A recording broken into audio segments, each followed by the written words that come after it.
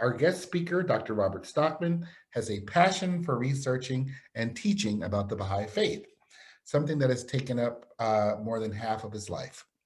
In finishing a doctorate at Harvard University in 1990, he drew up plans to create a Baha'i Studies Institute that would offer courses, encourage research, and publish. Remember?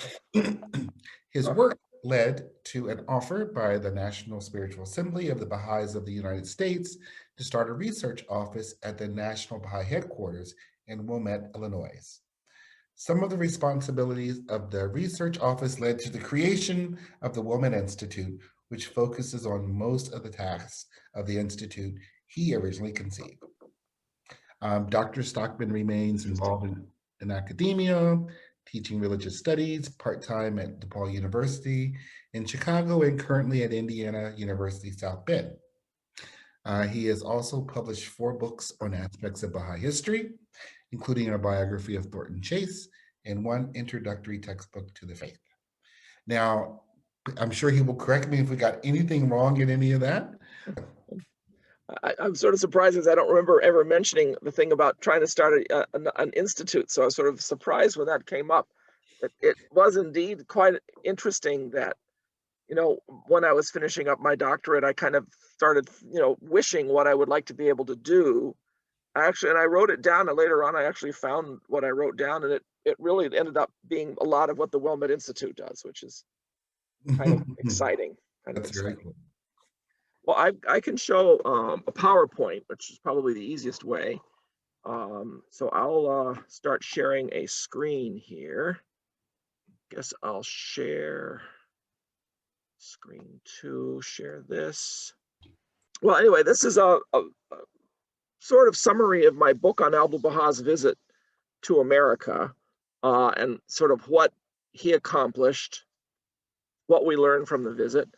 And I'll tell you, one of the most fascinating things I've ever done is try to study his visit to the US, reading all of the various, diaries, newspaper articles, all of promulgation of universal peace, articles or talks of Abdu'l-Baha's that never made it into promulgation of universal peace. It was really fascinating to read through all these things. And I'm sure there's a lot more now. People keep finding things on the internet, almost every day, every week. Newspaper articles are still popping up for sure. In those days, a newspaper article from one of the big city newspapers could have very easily been exactly reproduced in violation of copyright in any one of 1,000 small town newspapers across the country, or for that matter, across the planet. So articles that started out in big city newspapers often ended up all over the place, sometimes cut in half, sometimes with other things added to them, all without copyright permission. That's the way it was in 1912. So we're still finding all kinds of articles about Abdu'l-Baha's visit to North America. So moving on a little bit, just to give you some idea of where he went. He started out, of course, in New York City in April of 1912. And after about a week there, he went down to Washington, D.C., was there for about a week. Then he went to Chicago, again for about a week. He then returned via Cleveland. And as far as I know, he never would have gone through Columbus, because when he went from Cleveland, as far as I know, then he went to Pittsburgh. So I know he didn't go south at that time. Then he was back in Washington and New York for that area for most of the summer, up to Greenacre, to Boston several times.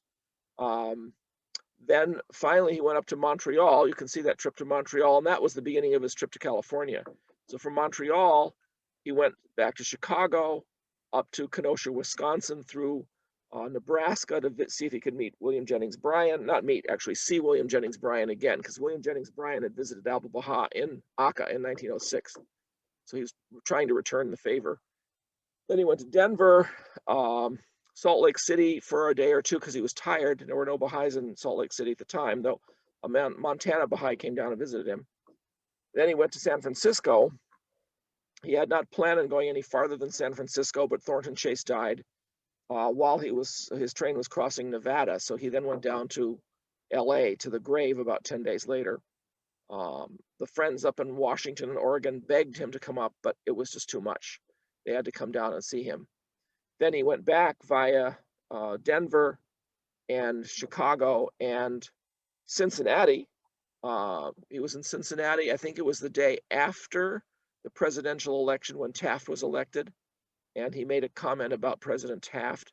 Back to Washington, D.C., then back to New York, and then he left. So that was his trip from April through December of 1912.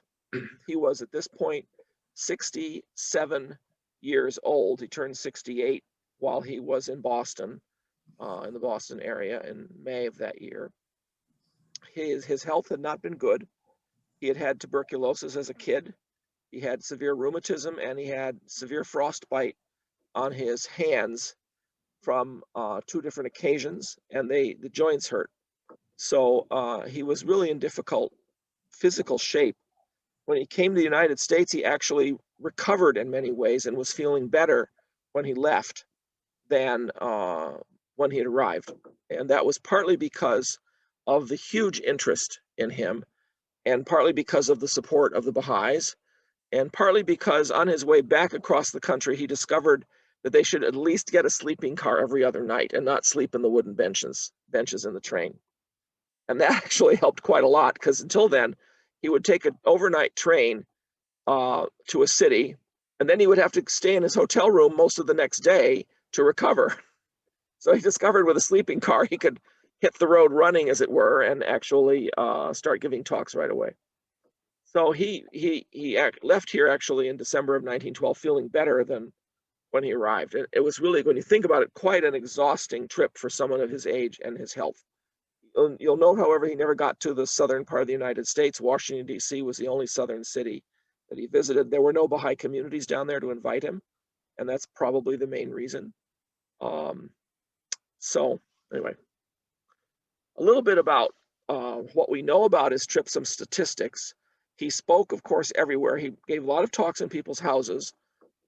He, especially in New York City, would speak in the Kinney's house, the Krug's house, and I think the Dodge's house on a fairly regular basis. So he spoke frequently in people's houses. He met with both individuals and small groups and large groups, of course, of people as well.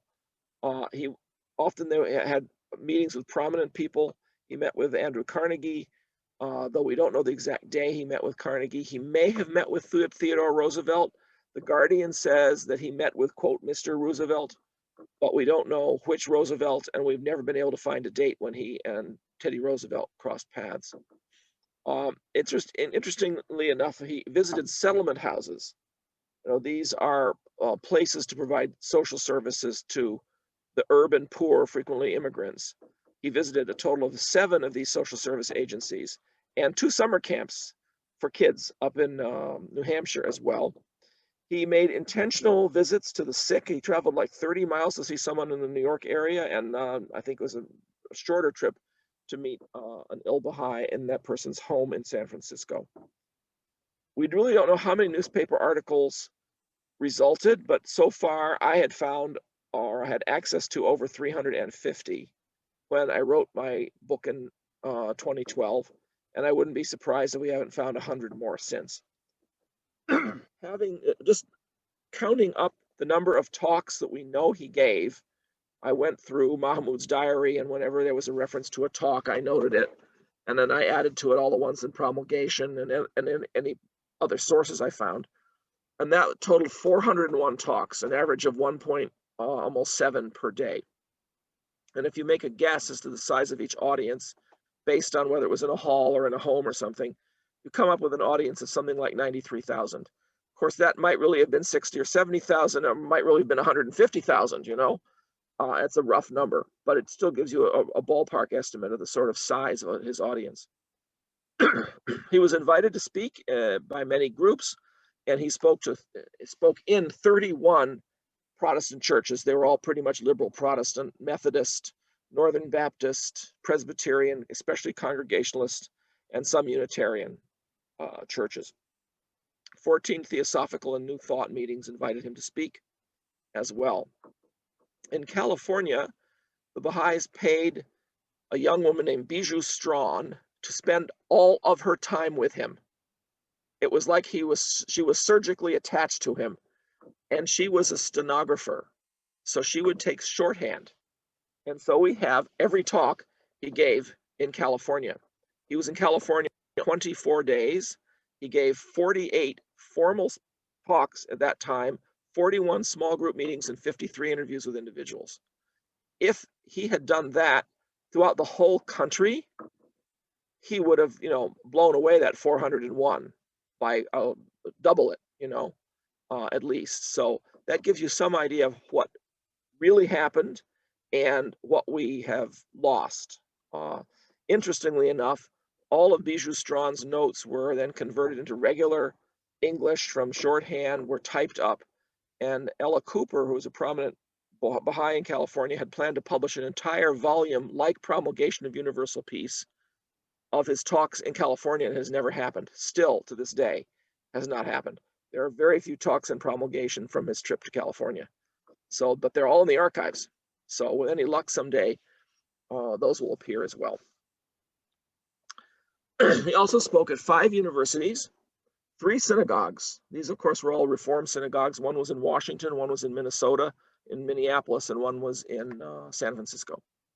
He spoke to the 4th annual convention of the National Association for the Advancement of Colored People in Chicago. It was meeting at Hull House, which was one of those settlement houses that he visited.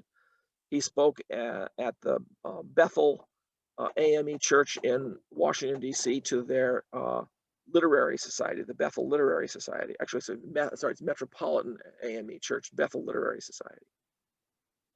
His audiences are quite interesting: rich and poor, high and low, Black, European Americans, Syrian Americans in Boston, where he spoke in Arabic, Japanese Americans, where he spoke in Persian in a Japanese congregational church in California. He was then translated into English, and then from English into Japanese, which must have caused a lot to be lost in translation. Of course, he met with Christians, Jews, and Muslims, because he did meet with the Syrian immigrants in the Boston area, many of whom were Muslims, the powerful and the powerless. But particularly, he made an effort to reach out to African Americans. And my guess is that half of his audience in Washington, D.C. was African American. So he really was very fortunate. Of course, Louis Gregory was well connected in Washington, D.C. and was able to arrange these talks. But he spoke to African Americans everywhere he could. When he was in Dublin, New Hampshire, living in a nice, comfortable house on the shores of Lake Dublin, enjoying the lesser heat and humidity that was practically killing him in Washington, D.C., in New York City. This particular place, Dublin, New Hampshire, was a summer resort for the rich and famous. And there were quite a few Baha'is there, and there were ambassadors. The entire British embassy decamped from Washington, D.C. and settled in Dublin, New Hampshire for the summer. And Abdu'l-Baha made sure to meet with all the African-American servants that he could meet with on a Sunday, of course, which was the only day they had free. And nobody would give a room or a house, a space for them to meet. So he met in the boathouse, Mrs. Parsons' boathouse on the shore of Dublin Lake with them. And interestingly enough, if I have my facts right, as of 2012, both of Mrs. Parsons' houses were gone, but the boathouse still stood, which does raise an interesting question how a boathouse managed to survive and the houses didn't. This is a sort of one way of thinking about what Abdu'l-Baha's goal was, to move the uninformed public into the ranks of the interested into the ranks of the inquiring into the ranks of the committed into the ranks of the consecrated. So he's trying to pull everyone towards the revelation of Baha'u'llah in whatever way they will respond. Some will respond immediately, some won't respond at all. But it's up to that person to respond. He provides the centripetal force to move them towards the revelation, and it's then up to them to decide how close the moth will get to the flame, basically. But of course, even the Baha'is, who were amongst the committed, were not always in the ranks of the consecrated. And one of the things he did very much was to move many Baha'is into the ranks of the consecrated. And that, of course, is one of the important results of his visit to this continent. The number of people who actually became Baha'is, maybe 50 or 100, not a huge number. But the number who became much more deeply involved in the faith was, I think, greater than that. His various talks are kind of interesting. He starts out talking about maybe one principle of the faith, and then two principles of the faith, and then a talk a few days later, three principles of the faith. By the time he left New York in December of 1912, he was giving talks talking about 11 principles of the faith at once. So his repertoire of principles kept increasing. He did the same thing, by the way, earlier in Paris. So it's not like he had discovered this in the United States. He was also doing one principle a night for a long time in Paris, every night in the Theosophical Lodge near the Eiffel Tower. He would deliver, a description of one of Abdu'l-Baha, one of the Baha'i principles. The first principles he always talked about were the oneness of humanity and the investigation of reality, or we would also call that independent investigation of truth. These two principles really are two sides of the same coin, because the thing about human beings that is unique, as Baha'u'llah says, is we've been given the gift of understanding. So this is that rational power that we have, which allows us to investigate reality and to investigate spiritual reality and to accept God and accept the manifestation and accept the teachings of the revelation. So that's the capacity of human beings, which is, on the one hand, the reason why there's the oneness of humanity, because we all have this capacity. And on the other hand, is why we have independent investigation of truth, because this is our capacity, you see. So he talked about those two principles particularly, usually as number one and number two, or we would reverse them. He also then spoke about the oneness of religion and science and the abandonment of prejudices. They were frequently in the third and fourth places. And then of various others he talked about at different times: the adjustment of economic standards, equality of men and women, universal education, religion must be a cause of love and unity, establishment of an equal standard of human rights, a universal language, and the power of the Holy Spirit was something else he also would often mention. On his last, well, not his very last, one of his maybe second or third to the last talk he ever gave in New York City at the Kinney House, he talked about these, and he added at the very end the covenant. And this is very interesting that he didn't really talk about the covenant generally in his public talks, but this was a talk mostly to the Baha'is. And so you might say he let his hair down and he talked about the essential need of the covenant to maintain the unity of the community. He does talk about in his talks occasionally the Universal House of Justice. If you read Promulgation of Universal Peace, you won't see very many of those talks. But if you read Mahmoud's diary, you'll see references to his talks mentioning the Universal House of Justice. So it's very interesting. I think his public talks, he stuck to public things, but with the Baha'is, he talked about more things that were in-house for them, that were relevant for them. And that, I think, is an interesting difference between the two kinds of talks. He never mentioned the guardianship. And I think you might be able to imagine why. Shoghi Effendi was 14 years old. Okay. And so, or 15 years old, going on 16.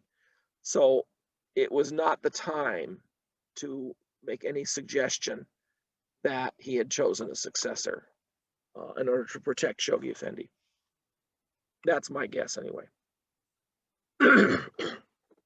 At this particular time in the history of the United States, and perhaps I should be more specific, the history of the white people of the United States, the dominant white Protestant bloc that mostly controlled the country. Amongst these people, there was what one scholar of Islam in America called the conflation of race, religion, and progress. What this means was the idea that the superior white race, who were members of the superior Christian religion, were, as a result of these two superiorities, the producers of the superior culture in the world.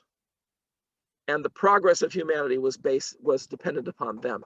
It's this, white man's burden type argument. It was a pretty much a commonplace idea for the majority of white people in the United States at this time. There were certainly minority of white people who didn't see it this way. There were, for example, a few racially integrated churches. Not very many, but there were a few. There were a few interracial marriages, not very many, but there were a few.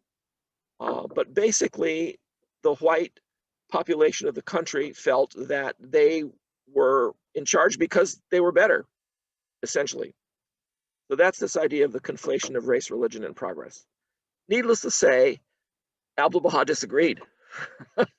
This was not Abdu'l-Baha's understanding of things. Abdu'l-Baha replaced the idea of race with the oneness of humanity, that all people are equal. He replaced the idea of the superiority of religion, of Christianity, with the oneness of religion, that all religions provide truth to humanity and guide human progress. And then he replaced the idea of superior material progress with the idea of spiritual progress. And you might even remember that there are many places where he would talk about how, for example, New York City has achieved high degrees of material civilization, and he hopes that it will achieve equally high degrees of spiritual development. A wish I'm sure we still all have for New York City. Not to put the city down, but it's true of everywhere. Abdu'l-Baha generally was quite gentle in his tone about these things. Many people listening to him would just sort of nod and say, well, yes, of course, this is what we believe. And they often didn't think through the implications of what he was saying. They didn't always get it. Certainly, the idea of the oneness of humanity was something that many people claimed they believed in. They believed in the brotherhood of man, and this was a common expression. It was even said of the Unitarians that they believed in how does it go? I can't remember the expression now. The oneness of God, the oneness of humanity, and the neighborhood of Boston, because they were mostly in the Boston area. That's where they started. So there was this idea of the brotherhood of man. But was the brotherhood of man exactly what Abdu'l-Baha was talking about? No. I think probably the best example of this misunderstanding was when Abdu'l-Baha was in Boston. He spoke to the Unitarians. The Unitarian annual convention, national convention they have every year to discuss the denomination. They actually invited him to speak. 2 days later, he was invited to speak also in Boston to the Free Religious Association, which was a group of Unitarians and sort of post-Unitarian types who were liberal religious people. When Abdu'l-Baha was introduced to the audience of the Free Religious Association, the man who was introducing him said, I was walking across Boston Common yesterday with a friend of mine who attended Abdu'l-Baha's talk at the Unitarian Convention and told me what Abdu'l-Baha had talked about. And he concluded by saying, he believed the same thing we believe. And the man said, isn't this amazing that a man from Persia would believe the same thing we Free Religious Association people believe in the United States? So, shall we say, a lot of nuances went right over their head. Because while Abdu'l-Baha is talking about the oneness of humanity, he's been trying to convince Louis Gregory and Louise Matthew to get married. And this is a conversation that he had planned, idea that had been planted in his head in 1910 when the two of them went on pilgrimage and he met them. When he was on his way to New York from Alexandria, he wrote Louisa Matthew in England and said, come to America with me. Take the train down to Naples. My ship is stopping in Naples. Get on there and come to New York with me. So, of course, she did. And so she had arrived in New York with the master. And Louis Gregory was in New York, and he's introducing the two of them. They, of course, had met on pilgrimage. And there's various aspects of this story that I probably don't want to spend too much time on because it's interesting, but it takes a long time. But he suggested that she give Louis Gregory a rose while they were on the train to Washington, D.C. And she asked him something about this, and he said, what he had in mind. He said, I want you to become very good friends, or something to that effect. She was beginning to figure this out by the time they were in Chicago. So in Chicago, she asked Bodzieh Khanum Ashraf, who was an Iranian Baha'i woman who's been in the United States for a couple of years, spoke good English, asked Bodzieh Khanum to come translate for her. She, I guess, knew Bodzieh Khanum well and wanted to make sure she got it right. And Bodzieh Khanum Ashraf later writes up an account in Persian that someone translated for me about the meeting. And so in this meeting, I guess Louis Gregory comes up, probably Louisa brought it up, and she says, well, I can't ask him to marry me. And Abdu'l-Baha says, well, if he loves you, he will ask you. And then Abdu'l-Baha invites Louis Gregory in, and Louisa comes up, and Abdu'l-Baha, says, no one is required to get married in this faith. It's not a requirement, but it would please me very much. So according to Bodzieh Khanum Ashraf, who was also the translator of the second meeting, poor Louis Gregory, contemplating all of the lynchings that have been going on, no doubt, in the South for the last 30 years, walked around the streets of Chicago for hours contemplating this situation that the master had put him in. And that was May. They made the decision to get married, I guess, in August, and they got married in September. While Abdu'l-Baha was on his way to California, they got married in Jersey. But they had made the decision in August. And when Abdu'l-Baha met with the African American servants in the boathouse in Dublin, he told them, and they were very pleased. Needless to say, this was not something he brought up to the Free Religious Association in Boston in May. That was not something they were prepared to stretch their idea of the brotherhood of man to understand. But who did have to stretch their minds to understand it? 1,500 American Baha'is, who were probably 1,490 of whom shocked at the idea. This was not something most of the American Baha'is were prepared to understand. Some of them, yes. The Washington, D.C. Baha'i community had understood Abdu'l-Baha's command for integrated meetings. And the Washington, D.C. Baha'is were in people's houses. They would meet whatever group that they wanted to invite. But in public places, they had to have integrated meetings. And so there was some integrated weekly firesides in some people's houses in Washington, and meetings were integrated that were in public places. This was Abdu'l-Baha's specific request to the Washington, D.C. Baha'is. In Chicago, Corinne True writes the Washington, D.C. Baha'is and said, how did you do this? Tell us how we can reach the African Americans in Chicago. So she's concerned about reaching out to the African American community of Chicago as well. And later on, they're very successful, actually, at doing that and integrating the Chicago Baha'i community. So this was something that Abdu'l-Baha, this was a seed Abdu'l-Baha planted in the American Baha'i community in 1912 when he encouraged this interracial marriage. And it was the best way to get the American Baha'is to understand the principle, because it was easy to say, oh yes, we believe in all this.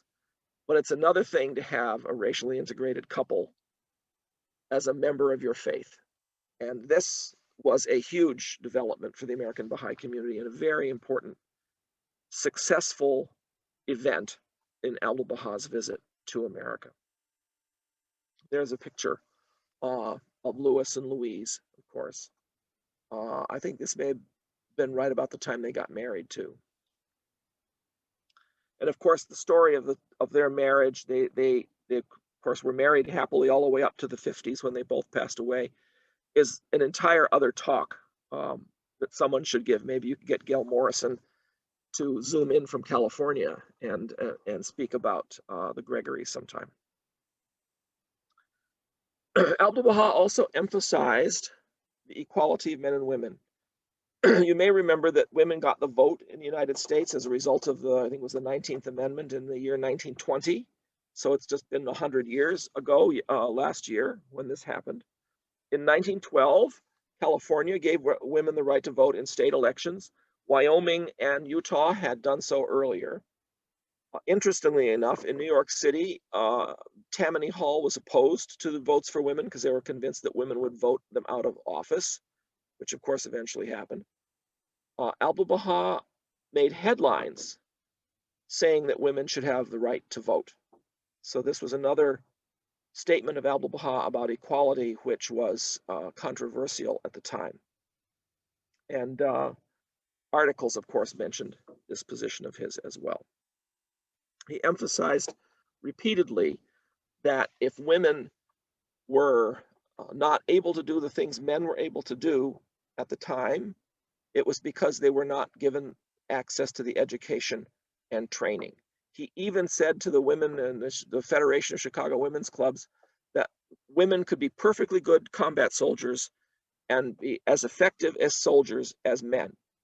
But God willing, let us hope no one has to be soldiers anymore, he said. So that was a very clear statement about the potential of women.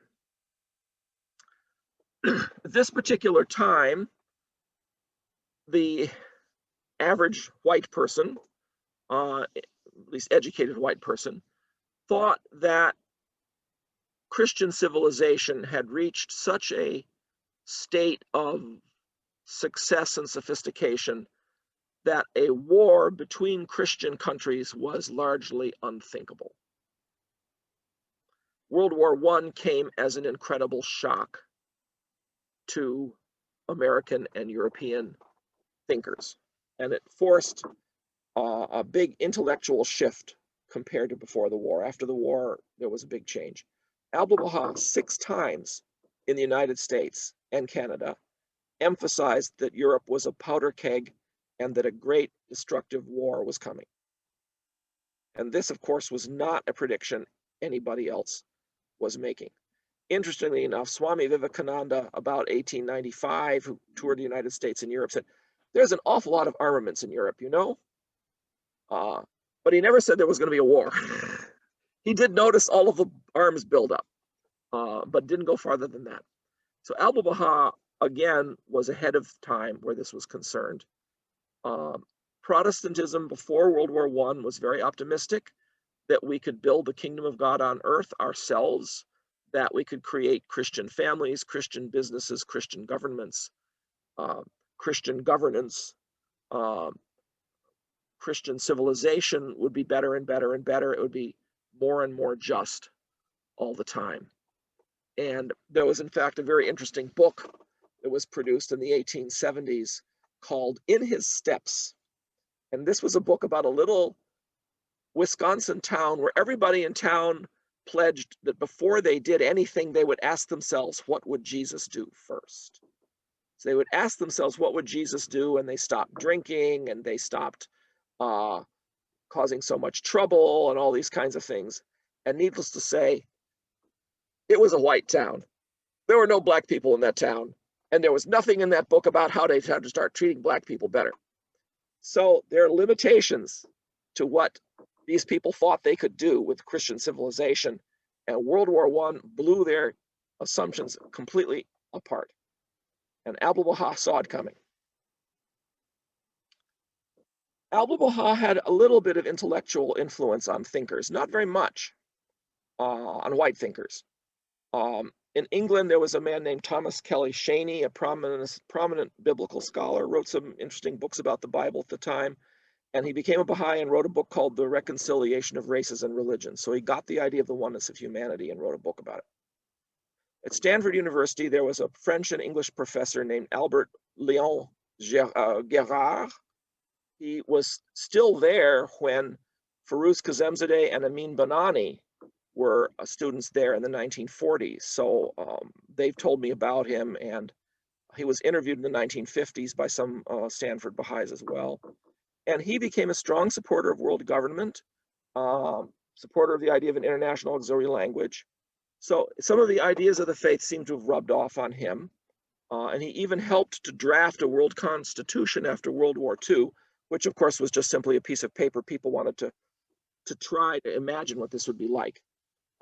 So there was that bit of influence by Abdu'l-Baha as well. a little more influence perhaps on some European thinkers. But the people who were perhaps influenced the most were the African American thinkers. And again, this is, I think, a very interesting twist to the story. W.E.B. Du Bois, most of you have heard of him.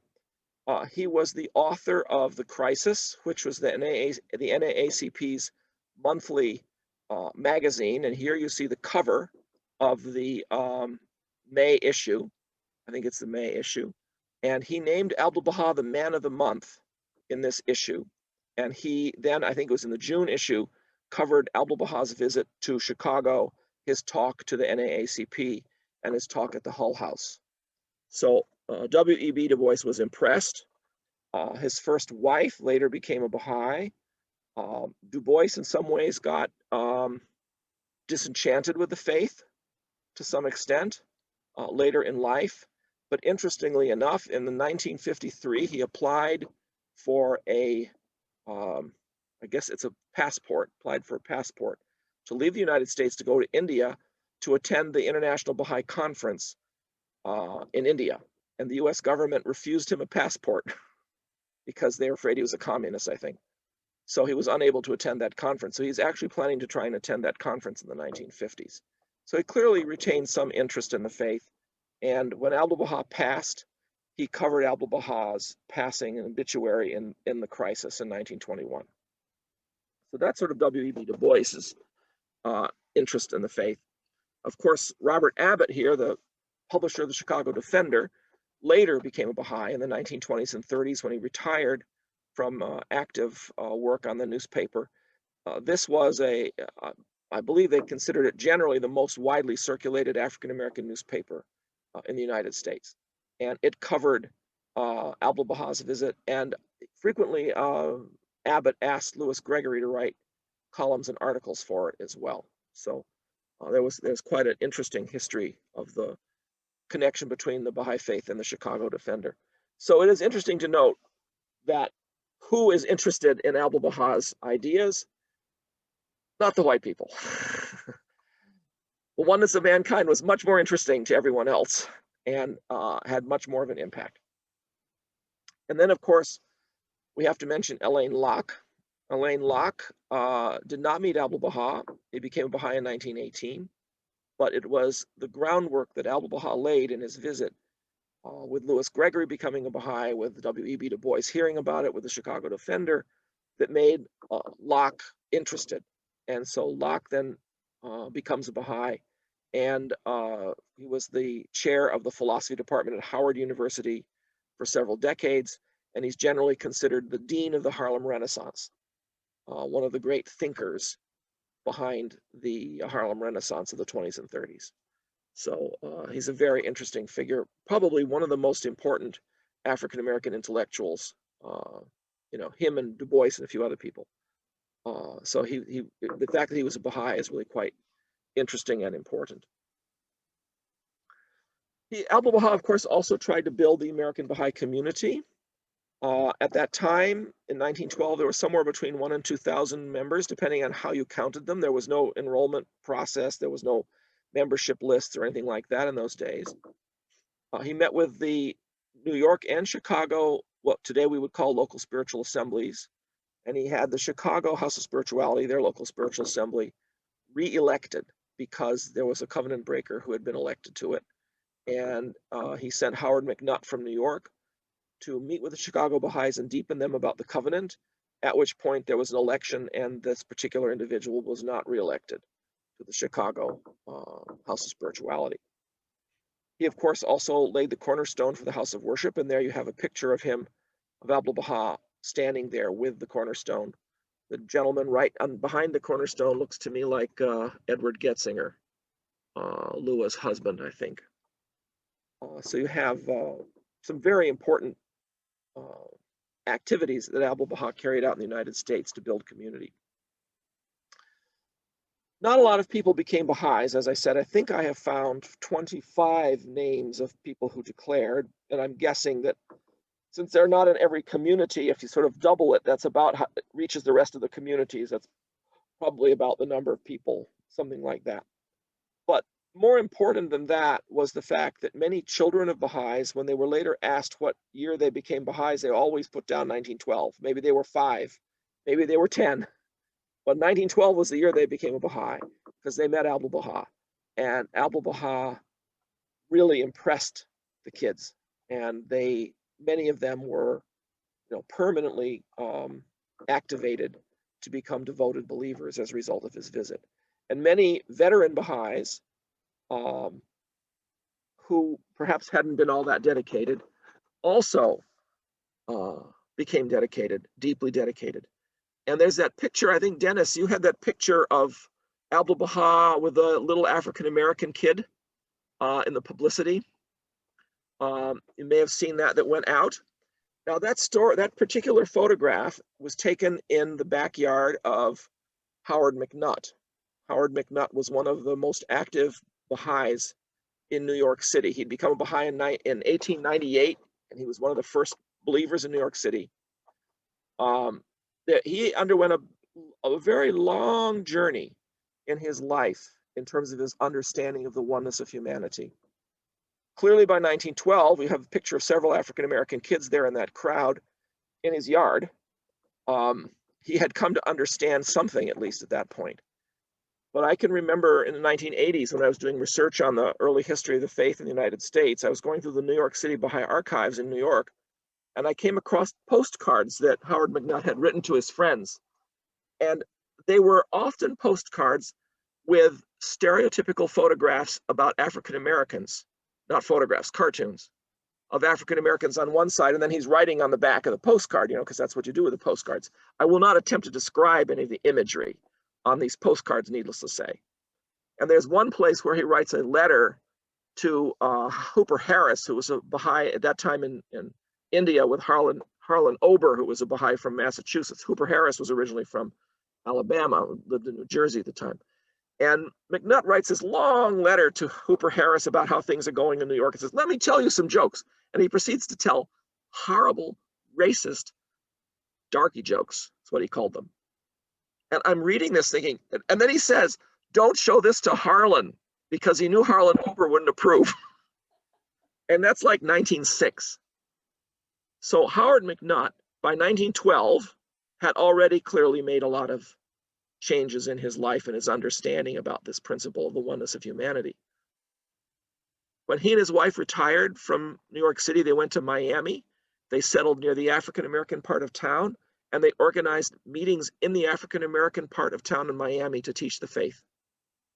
So that's how much he changed as a result of meeting Abdu'l-Baha and this visit of Abdu'l-Baha in America in 1912. And there are many examples of like this, of how Abdu'l-Baha, his presence, his gentle certitude about how these principles worked, how it changed people. There are many, many stories of this kind. And he had to heal a lot of divisions amongst the Baha'is too. It was difficult. A lot of people thought that the faith was not meant to be an independent religion. It was just meant to be a kind of leaven to change the churches, to change society, without people actually having to join something.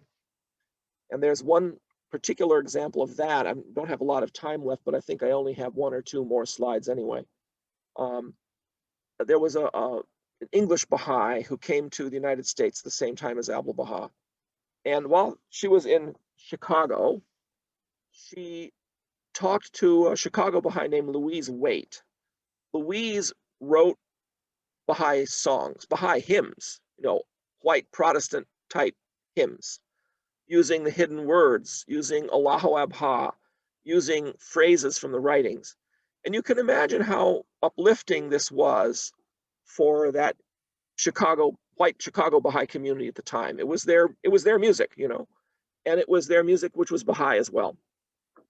So this English woman comes to her and says, I wish you hadn't written these songs, because it's making us into a separate organization or a movement. It's giving us an identity. The Baha'is have to stay in the churches. They can't pull out of the churches. They have to continue to change the churches and change the life of people in their neighborhoods this way. And Louise Waite was very confused because Abdu'l-Baha had been encouraging her to write this music. So she went to Abdu'l-Baha because this was when Abdu'l-Baha was in town. And she told him about this particular conversation. And Abdu'l-Baha smiled and said not to worry about it. This English woman was young in the kingdom. So that was his way of gently saying she was wrong, you know. And there are many examples like this. Like I said, I could go on and on and on. He often would latch onto a young Baha'i and say, "Come with me," and that person would then accompany Abdu'l-Baha, and of course was then accompanied by Abdu'l-Baha as well. He would invite Baha'is when he was in Dublin. He would have his secretary write young Baha'is and say, "Come to Dublin for a couple of days," and he would put them up in the house where he was staying, and they would then come to the deepenings and come to his talks every day. And they would sit at dinner with him with the other Persians and the other Americans as part of his entourage. He usually had half a dozen to a dozen people with him at all times. When he was in Chicago on his way to California, Fujita, who was very short, climbed up to the top of a tree near the train station to see Abdu'l-Baha. Abdu'l-Baha saw him, told him to come down off the tree. He was at that time staying with Corinne True, Fujita was. Abdu'l-Baha invited Fujita to come with him to California. And why was that valuable? Because in California, it was the Japanese Americans and the Chinese Americans who were being discriminated against, as well as African Americans. He had Fujita with him on that entire trip and part of his entourage on that entire trip. And he often would do that. I think he usually rented houses. If he was staying in a city more than a day or two, he would usually rent a house so that he could have anybody come see him. Because he was in hotels, hotels were usually segregated. But when he had a house, he could give tea. He could usually accommodate up to 100 people. It had a large first floor, and he had a talk every afternoon usually in the houses in San Francisco and in New York that he rented, and in Dublin. He stressed very much the importance of teaching the faith, of taking it all over the world, of spreading the news. And I think that the Tablets of the Divine Plan, which he wrote in 1916, 1917, in many ways would have been impossible if he hadn't prepared the ground. So these Tablets of the Divine Plan were, I think, possible because he spoke to the American Baha'is. He brought about this consecration. He emphasized teaching. And that's, I think, a crucial part of the success of the guardianship. I think that's also true of the Will and Testament, and a lot of the emphasis on building the administration. Probably that was, much easier to do because people had become much more dedicated to the faith. To his Baha'i audiences, he's talked about the Persian believers and their steadfast dedication to the faith, the martyrdoms that they faced, the importance of teaching the faith to others, the importance of faithfulness to the covenant. He often talked about the universal house of justice in the future. And obeying Abdu'l-Baha as the center of the covenant came up many times. And again, he was anticipating many of the provisions of the Will and Testament in these talks as well. He did not ever mention the guardianship, of course, as I already noted. And finally, what is his legacy to today? Certainly, up to this day, many people are still inspired to follow his example. He really has moved people. And now that we're in the year of the centenary of his ascension, we have a lot to think about and what he has accomplished and the ground he prepared for us, I guess you could say.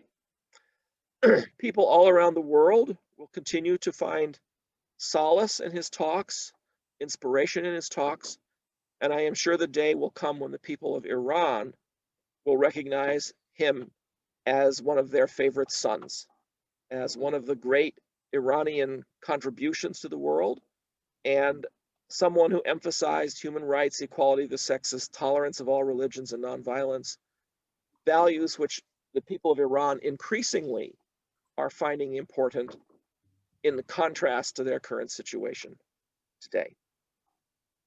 So, if anyone has any questions, I'll be glad to see what I can do. I'll stop. Shall I stop sharing my screen? Yes, if you could. And before we take any questions, I just want to take a moment again and just thank you, Rob, for your time. I mean, what an amazing talk. And I'm sure people have questions, but we want to start by just really letting you know how much we appreciate it. Sure. Now, as to questions, I see a hand is up. I don't know if you guys use the little icons or if you want to say you have a question in chat, but I can try to follow either way. So, Okay, it's Jack McLean here. I'll take my turn for a question later. well, Jack, why not now? Oh, well, I didn't know. Well, you just happened to pop up, so there we go. Just because you're in Ottawa doesn't mean you can't speak now. You don't have to be in Ohio. You don't have to be in Ohio. Terrific talk, Rob. Of course, you're a fount of knowledge of everything to do with the faith in America. You're a walking encyclopedia. But here's my question. It seems to me, from what I know about the talks that have been provisionally translated of the master in the East, he did not emphasize in those talks so much those social principles that we know so well, the so-called 12 principles. Am I reading that wrong, or do you think these principles were geared especially to a North American audience? Because in his many volumes of talks in Arabic and Persian, once again, I'm admitting ignorance to the total corpus of all that, but it seems to me he discussed more theological things, whereas in the West, he seemed to emphasize a lot the social principles that we know so well. What do you think of that? Am I making a too broad generalization here, or what? I don't know. It's a really interesting question. I haven't read any of the talks he gave in the East in English. I don't know what he was speaking about. I think certainly if you look at The Secret of Divine Civilization, which he wrote in 1875, you'll find plenty of incipient examples of these principles.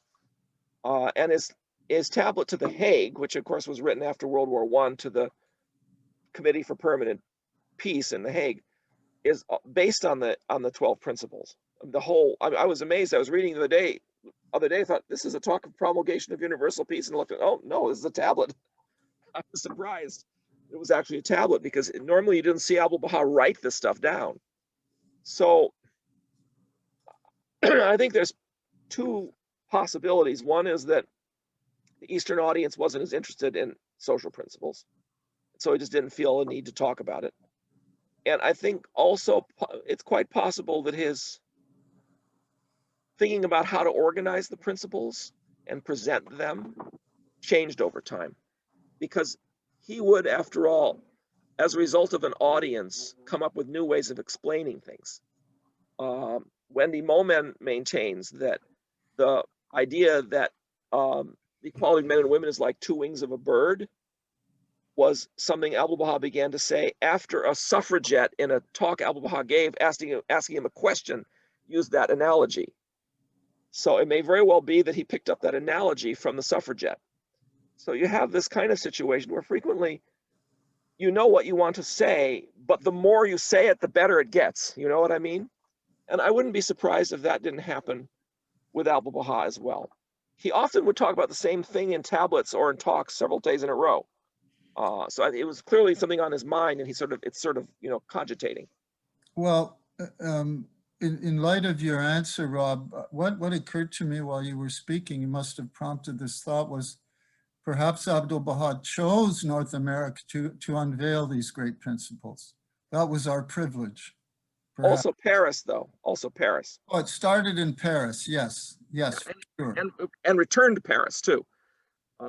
His talks in Paris in I want to say November, but I don't think that's right. In 1911, before he went back to Egypt, the talks he gave at the Theosophical Society every night, they went through the various principles. They're in Paris talks. That also shows you that he's developing this idea of of principles, and they're all there. But again, you're talking about a secular audience, Jack, and that might very well be that it's a secular audience he's trying to reach, whereas with a religious audience, he'll use prophecies and religious proofs. So sure, I think that's probably a true observation. And Rob, I think we had a question maybe from our friend David Williams. David, did you have a question? Yes, I do, and it's really kind of a two-part question that you could answer really kind of with the same kind of theme, and that is, it would be nice to think that Abdu'l-Baha's visit would be something that the Baha'is are, just looking to embrace, and everyone is going to be consecrated, as you said. But it made me think that there's a possible audience that are wanting to disrupt his visit. And I just wondered, was there any of that present? And then if that wasn't, and that would be great if there wasn't that disruption, here these Baha'is with this perception that white is right, and all of a sudden you're being given this message of racial equality. And it makes me wonder if some of the Baha'i says, well, I was all into this Abdu'l-Baha character, but now all of a sudden I'm really rethinking this. And, was there any fallout as a result of that? I don't know of any. That's a really interesting question. I think there was a kind of fallout of a different sort in that Abdu'l-Baha, it was easy to say you were going to obey Abdu'l-Baha when you've never met him. But when you meet him and you feel his spiritual power and presence, and you get a sense of what he's calling on you to do, some people feel they can do it and some people feel they can't. And so I think that's certainly one of the things that's going to happen. There were several people who were declared covenant breakers as a result of Abdu'l-Baha's visit, interestingly enough, Howard McNutt being one of them. Abdu'l-Baha sent Howard McNutt to Chicago a second time to meet just with the covenant breakers in Chicago, to tell them to lay it off. And they love bombed Howard McNutt. And he came back to New York and said, oh, they're such good people. They're so sweet. I'm sorry, Abdu'l-Baha, I didn't understand what you wanted me to say. I couldn't say that to them, And Abdu'l-Baha cracked down on Howard McNutt for this, and made him go downstairs in front of a bunch of Baha'is and repent his error. And then he didn't declare him a covenant breaker, but he expelled him from the Baha'i community for 6 months. And then he had Ali Quli Khan meet with him and deepen him and telegraph to cable the master periodically about how that was going. And then he let Howard McNutt back into the community. So that's one of the cases where people got stretched by Abdu'l-Baha's visit, and they had to, catch up. They had to do it. They had to do what they're spiritually were being called upon to do. There are 3 different times Abdu'l-Baha did matchmaking. It stuck with the Gregories. In New York, he asked Harlan Ober. I mentioned Harlan Ober already. Harlan Ober was one of the young people on his trip. He asked Harlan Ober and Grace Robarts, who was a young woman from Canada on his trip, why don't the 2 of you get married? They were married the next day. Next day. And they had a very, very successful marriage. He was on the National Spiritual Assembly. She was chairman of the National Teaching Committee. And in 1930-something, she stood up in front of the National Convention to give this rousing speech about teaching the faith to the National Convention and dropped dead from a heart attack. Total devotion to faith. And it actually, in a way, it swept her away. The third couple, if you're curious, Juliet Thompson and Charles Mason Remy. She wouldn't have anything to do with him. That didn't stick. So, but you do wonder whether Remy might not have become a covenant breaker if that one had stuck. I don't know if that really answers your question completely, but a little bit anyway. Absolutely. Thank you very much. I appreciate that. Yeah, and Jack pointed out Grace was the John Robart, head of the cause of John Robart's aunt, and that's true. Yeah, and I figured if anyone There's, would know the answer to that question, you'd be the guy to ask. there's some great stories about Grace Robarts too, but I won't tell them now. I actually can't remember them well enough to tell them, I think. What else? What else? Is that Steve? Yeah, I have my hand Hey, up. Steve. Hey, Rob, how are you? Good. Muted, Dennis. Someone asked a moment ago, I think it was David, that was there opposition to the faith? And I seem to recall when he was in New York and he was traveling with Kate Carew, I think they got into a car and there was a stack of flyers or something speaking against the faith and against Abdu'l-Baha. And he like dismissed them or something. I forget the details. Can you I share don't that? remember that. I don't remember that. There were some grumbles on the part of the churches when he spoke from the bishop's chair in the Episcopal Church. Some people were absolutely furious that a non-Christian had spoken in that from the church, from that chair, and so there was a bit of a kerfuffle about that. There was a small covenant breaking group in the United States, and they kept challenging Abdu'l-Baha to debates, and he ignored them. And they got a few little newspaper articles, but not very many. But Kate Carew is actually quite an interesting example. Kate Carew, it's kind of hard to compare her to anything. She was sort of like, Katie Couric or Barbara Walters. She was a for sure. well-known interviewer. And she had like a regular column in the newspaper. And you can go Google Kate Carew and find some cool stuff about her, actually. It's not her real name. And you can find her interview with the Wright brothers, which is kind of fun to read. But she even drew, she was even a drawer. And she drew a little cartoon of Abdu'l-Baha and all these people waiting to meet Abdu'l-Baha and published it in the newspaper, which of course we can't publish because you can't publish these things of Abdu'l-Baha, drawings of Abdu'l-Baha. You're not supposed to do that. So I couldn't put it in my book. But it's really a delightful picture.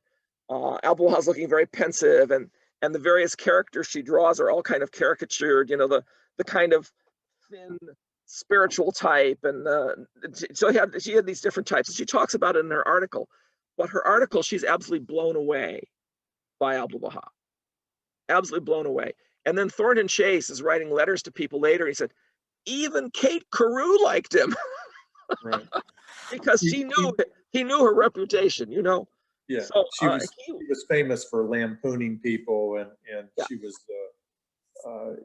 kind of a gossip columnist who would try to bring people down. And she even says in her article, after she interviews him, he says to her, "Come with me. I'm going to the Bowery." Okay, so he says, "Come with me to the Bowery," and so she agrees. So they go down and they're getting in the car, and of course, in those days, you could put 10 people in a car, and of course, no one had seatbelts, and nobody worried about that.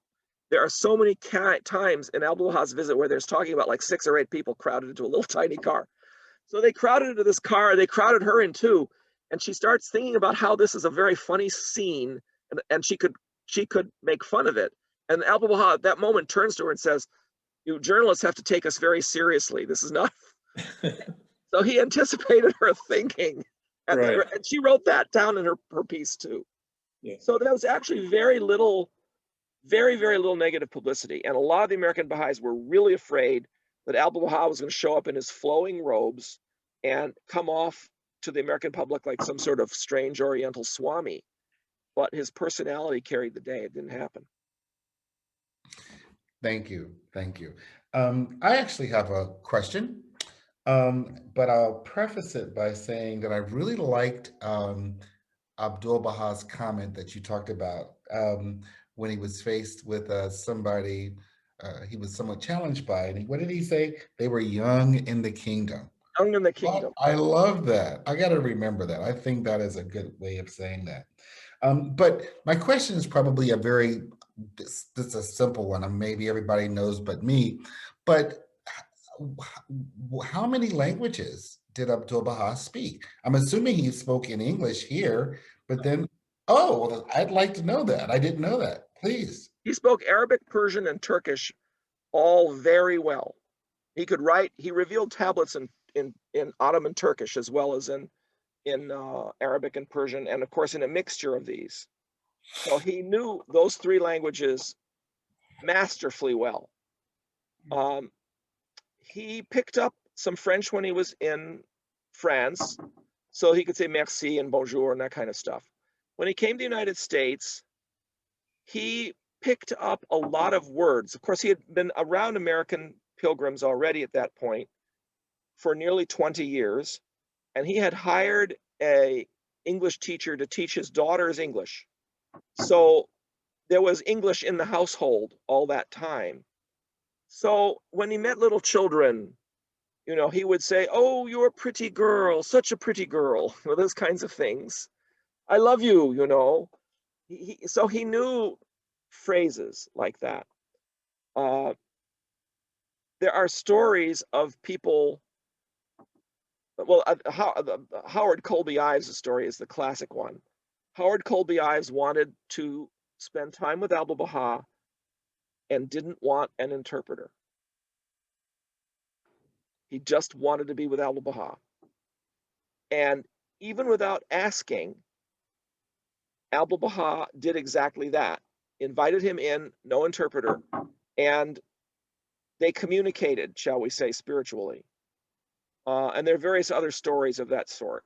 So Abdu'l-Baha knew bits of English. There was one time when his translator made a mistake and said summer, and Abdu'l-Baha said, "No, winter."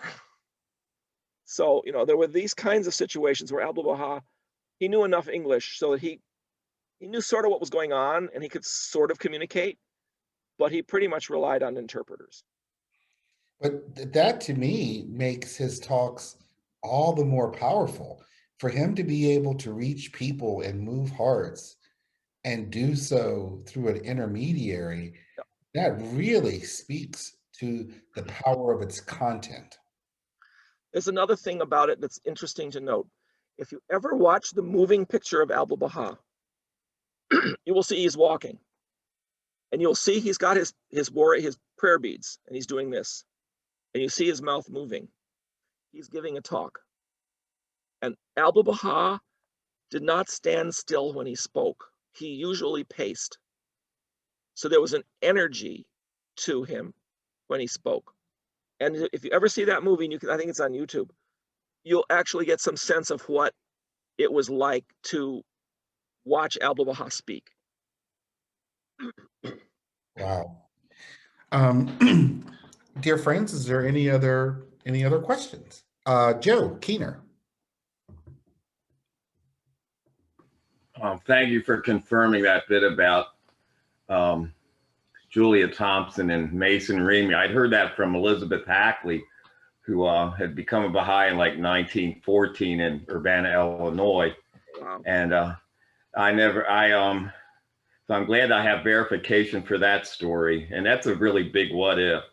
I stuck a thing in the chat, a link to Learning from History, which is Mojan Momin's essay, which I think addresses Mr. McLean's question about Abdu'l-Baha talking about 12 principles in the United States. I'm just going to tell people, link to that. And he talks about the sort of progressive, the widening of the audience from the Bab up into Abdu'l-Baha. And I also was thinking, when you mentioned the 12 principles, I became a Baha'i in New Mexico, and as I remember, one of the Pueblo prophecies talked about the teacher would come from the east with 12 feathers in his bonnet for principles. And I don't know if that's an interesting coincidence. You never know what Abdu'l-Baha was. He might have. Who knows? It's an interesting coincidence. Anyway, I appreciate. We have the Women Institute. The Women Institute has a course right now on Native American. We call it the Voices of the Wise Ones. Sort of the whole question of Native American messengers or not.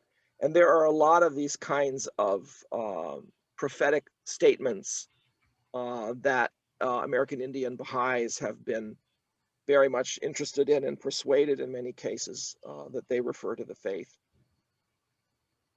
And it's interesting that he was talking to mostly urban intellectuals, so he never brings up agriculture much in his talks in the West. So there might be some I don't know about. I'd like to hear, but that's another interesting coincidence.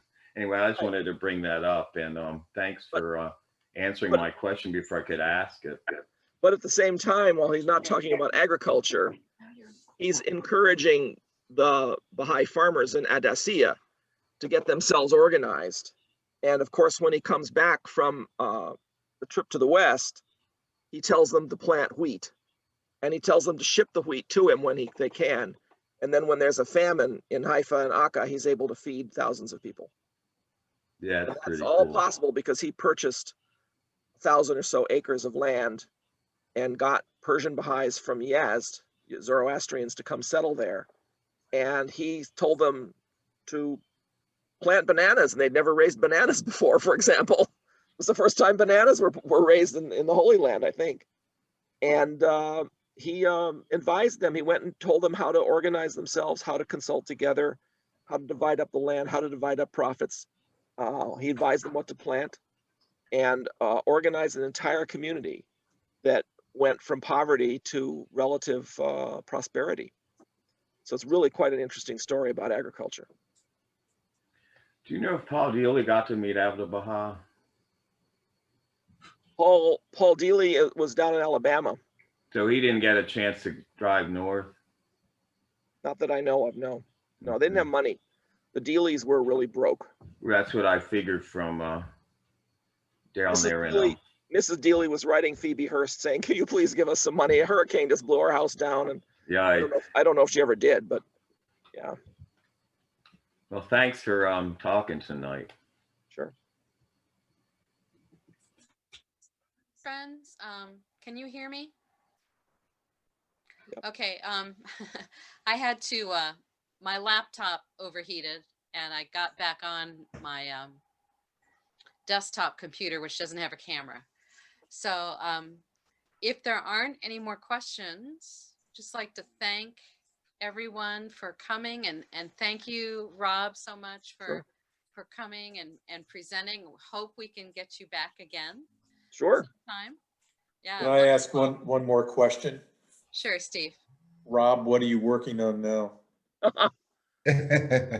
Well, Routledge, which is a well-known academic publisher, publishes a series of books: the world, the Islamic world, the Hindu world, the Buddhist world.